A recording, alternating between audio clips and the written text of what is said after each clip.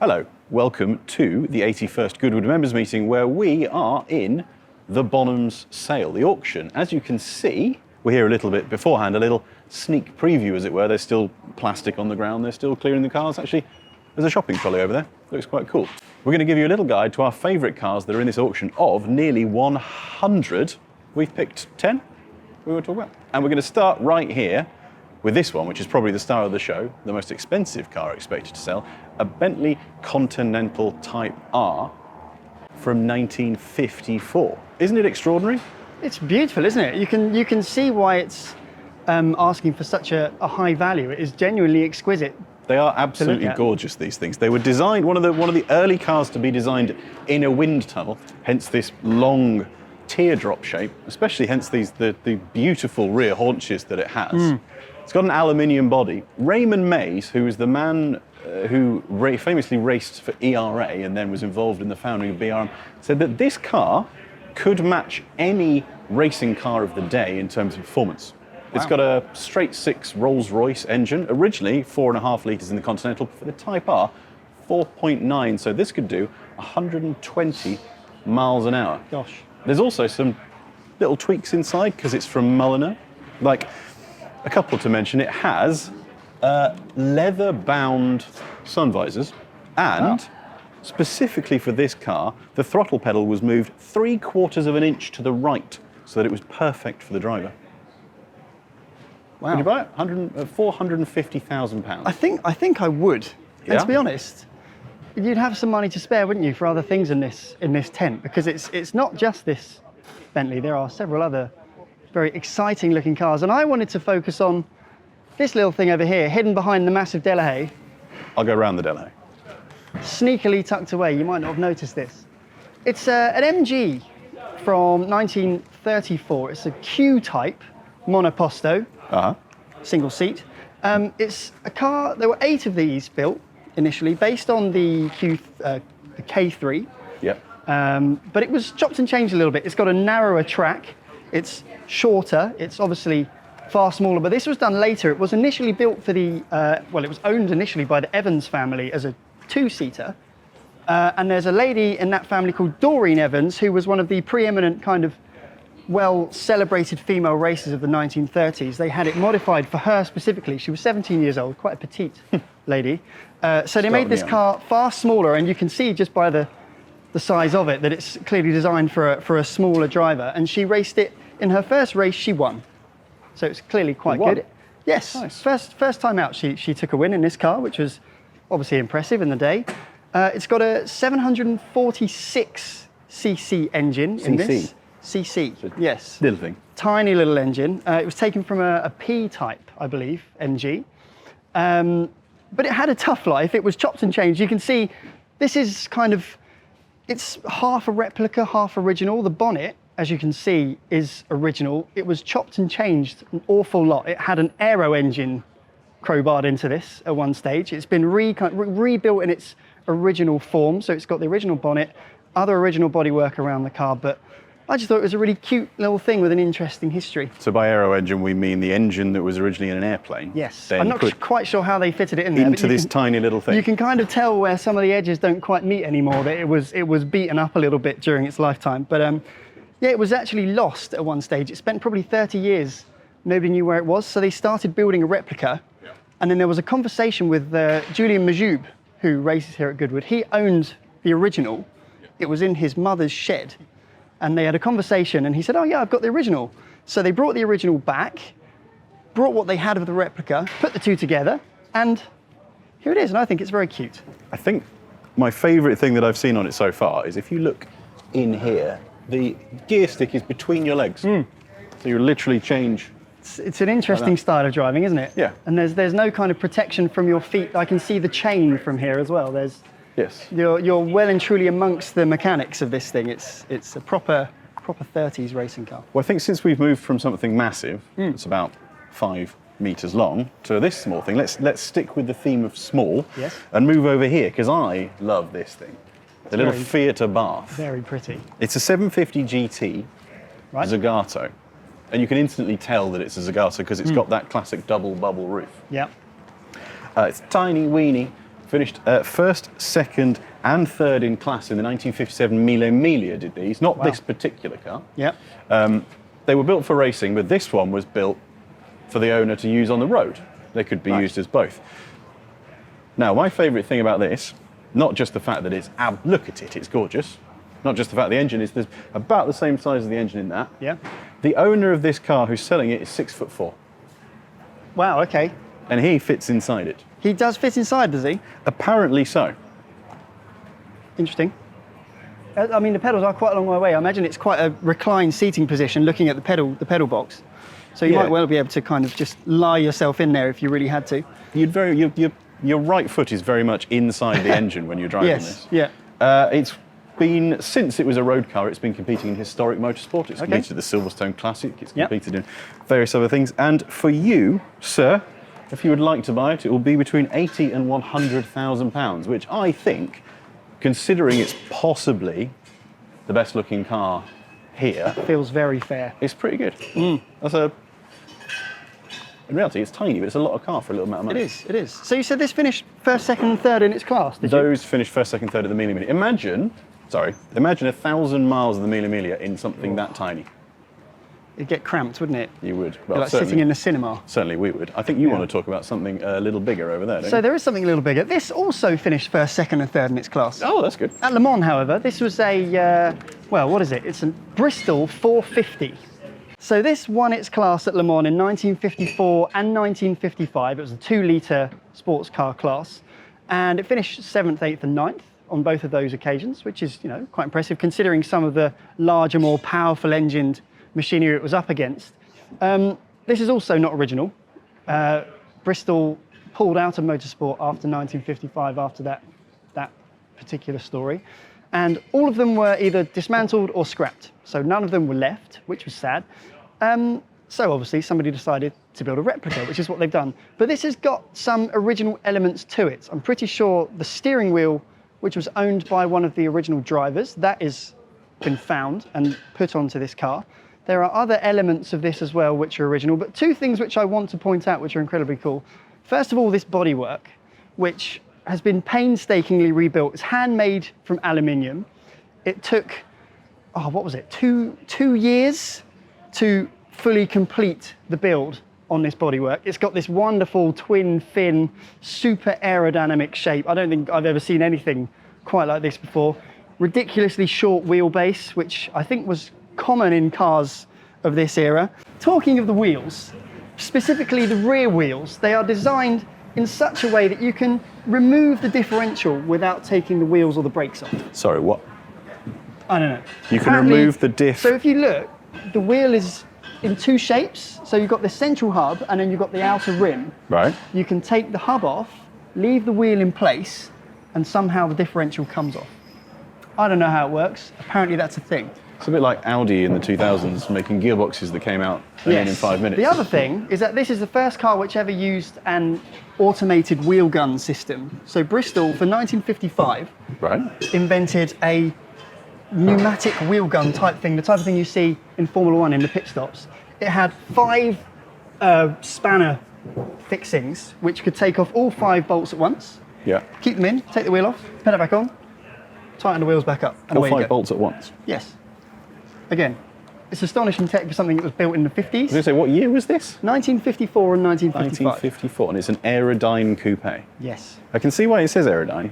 It's definitely aerodynamic, isn't it? There's a lot of airplane in it. Long nose. Yes. You can imagine a propeller at the front. Bristol did, of course, make planes as well. Yeah, that is true. And this feels like the rudders at the rear. Yes, it does, doesn't it? You can see it working, can't you, on the Mulsanne straight? You can see it kind of the way it would stabilise itself. And it did. It made kind of 140 mile an hour. 140 miles an hour. Which is obviously quite something.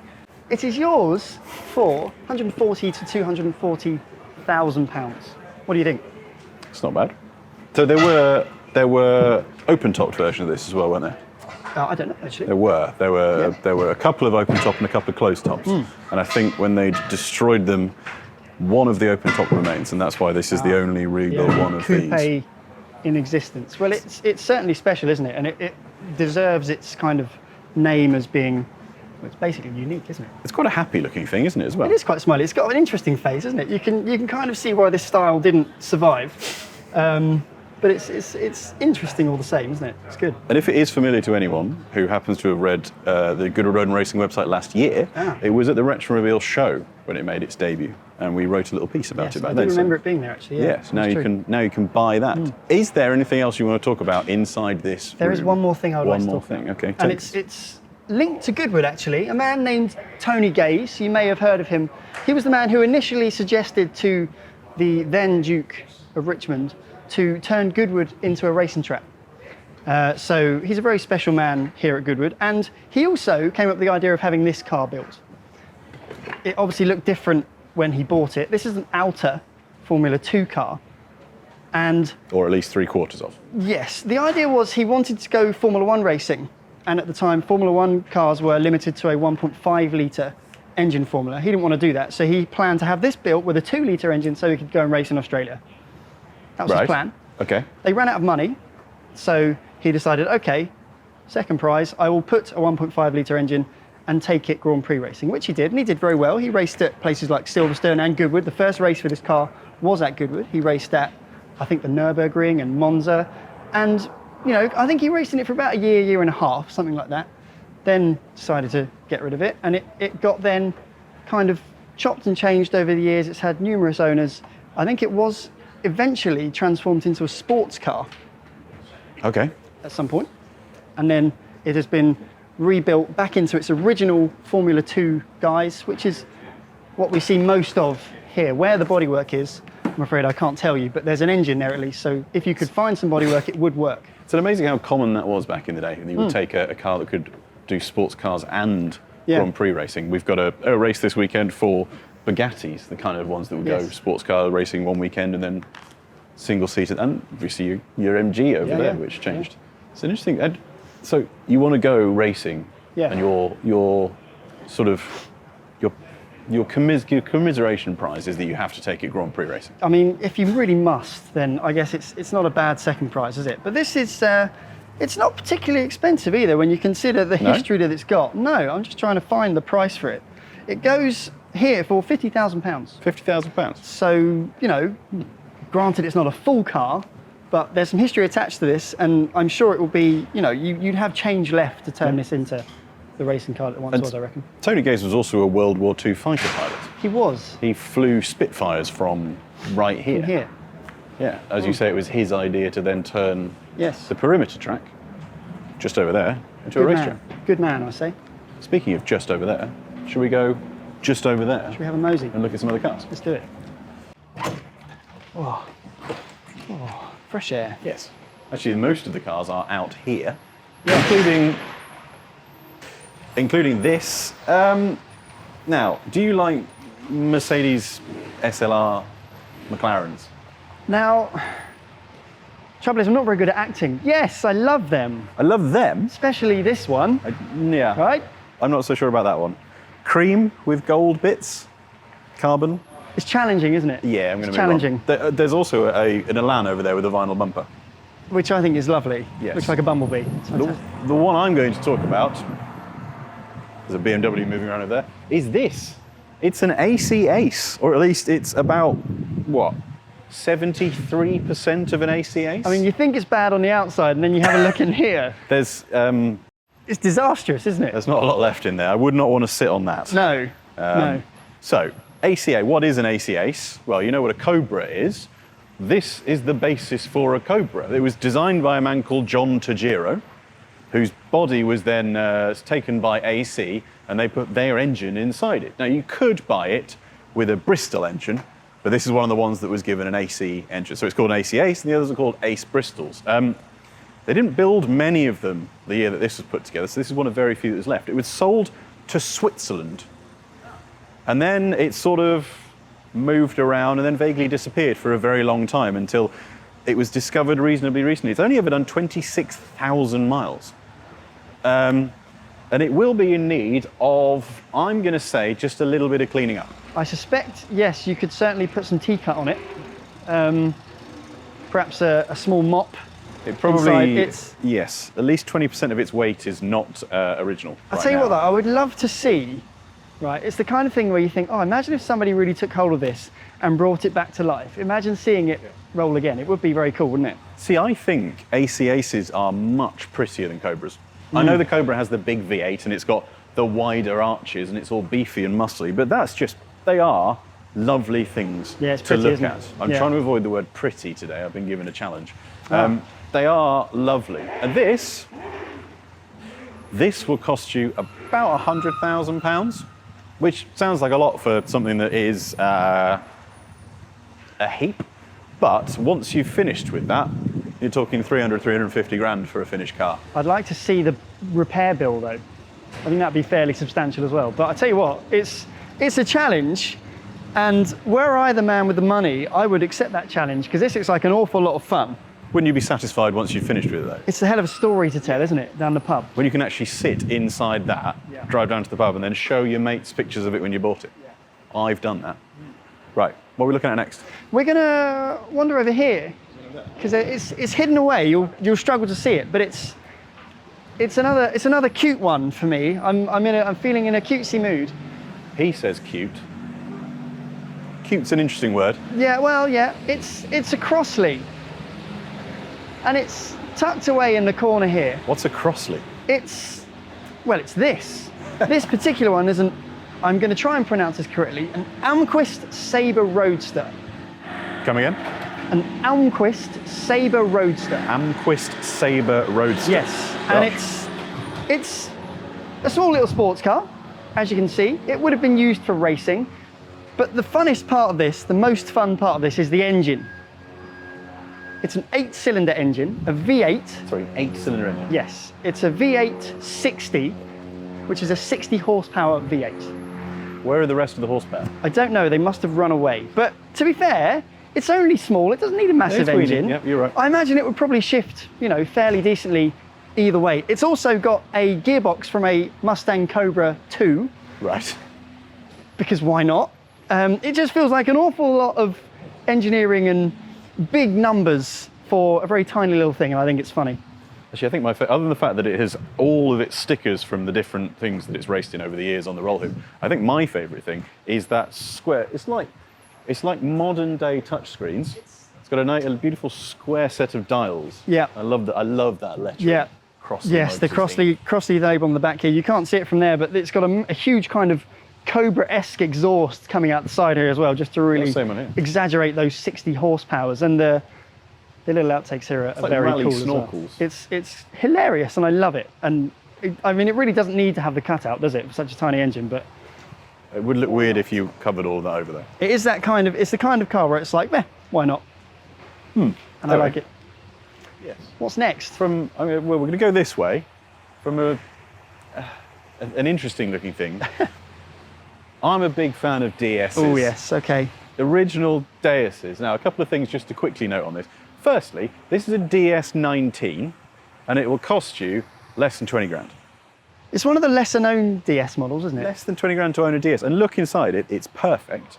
It's got that classic DS single spoke steering wheel. And if you look on the passenger side, I think my favourite thing is that it's got a reading light on an arcing sort of arm. So you could just pull it over in front of you and read, and the driver wasn't dazzled. I mean, it's very classy, isn't it? Look at the legroom as well in the back. It's a proper luxury saloon car, this, isn't it? And it's got Venetian blinds. Of course it has.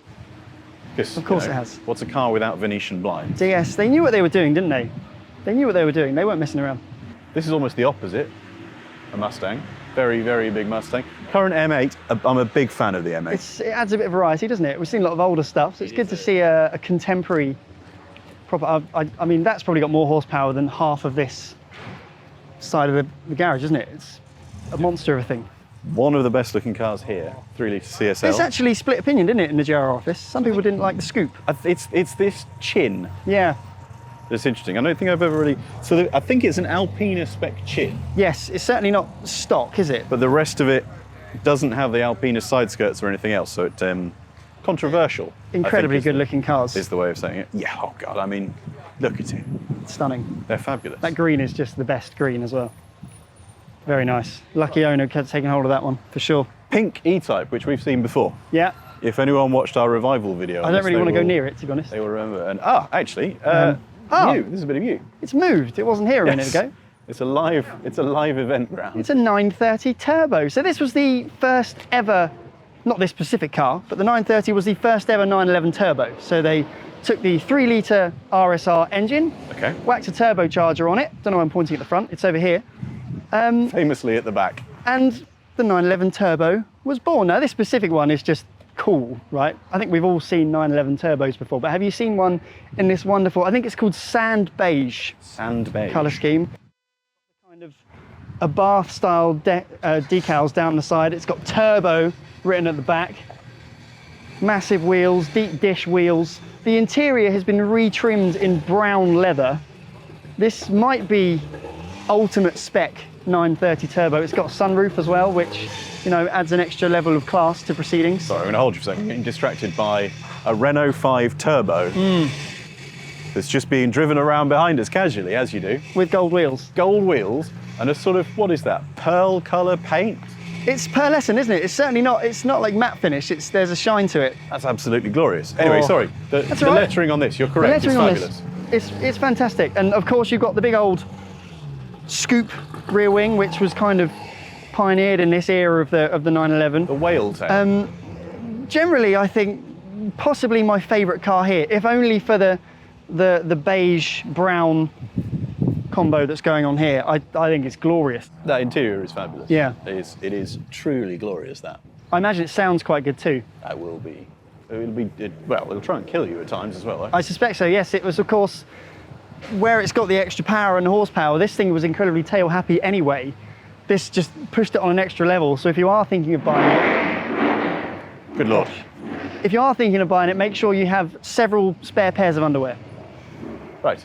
As we soundtracked by what I assume is a Can-Am car, this is a Vanquish. It's gorgeous. We all know what a Vanquish is. I think they're horribly underrated. I love a Vanquish. They're good. I like them. There's also a DBS over there, which is fine, but I think this is much nicer. Now, I wasn't going to talk about this, but one of our colleagues got horribly excited by it because look at that. There's a stick. It's got a stick. In between a stick with numbers on. There is a stick. They didn't sell Vanquishes with one of those, did they? They did not. I don't know why. They should have done. This was factory converted by Aston Martin Works. That conversion cost £50,000. I was going to say, you must wield a fair ounce of power to get them to do that for you. £50,000 worth of gearbox. That must be one of the most expensive gearboxes in the world. This car, you could have this. It's not unique. There were other cars that had manual gearboxes fitted, some from not Aston Martin, many from Aston Martin themselves. 80 to 100 grand. That means the price of the whole car is now only 30 grand higher than the gearbox. Still the world's most valuable gearbox. But they are beautiful. They are lovely things, this Vanquish S. It's just got this lovely shape at the back, which Aston has lost this shape, hasn't it, over the years? It's become sleeker, it's become more aerodynamic, but this bolder, more kind of arched shape at the back, I prefer profoundly. It feels like we're coming back that way though, doesn't it, with the DB12? It is, yeah, you get this shape back, don't you, around the haunches and etc. But yeah, I do. This is a very nice generation of Aston Martin, I think, for me. Now we're just going to make our camera crew hate us by instantly going from the back over there to over here. Yes. Come on. There's a row of Ferraris over here. There's a 599, there's a 612, there's a 550 or a 575, I can't quite see. There's a California that we'll ignore. And we're going to ignore all of those. That's a couple £100,000 worth of Ferrari, and I'm going to end us all, I'm going to end this on the cheapest car here. This is an Austin Champ. Look at it. Oh, your Porsche's starting up. Oh, glorious. This is an Austin Champ. These were sort of inspired by the Willys Jeep, sort of to try and be Britain's version, and they were used by the British military. In fact, this one was to be used in something called Operation Musketeer. Wow, okay. That was a joint British and French assault on Suez during the Suez Crisis. It never happened. It was cancelled. So this lived in Cyprus during its military life, and then it came back here.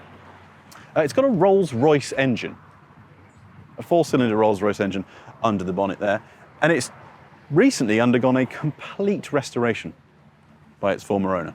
It is very clean, isn't it? It is beautiful in here. Okay, beautiful is perhaps the wrong word.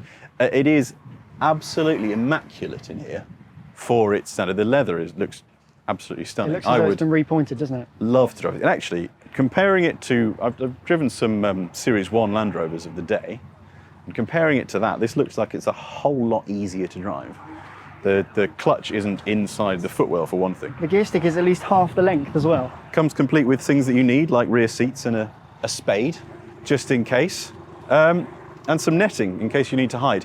Now, given all of that history, £6,000.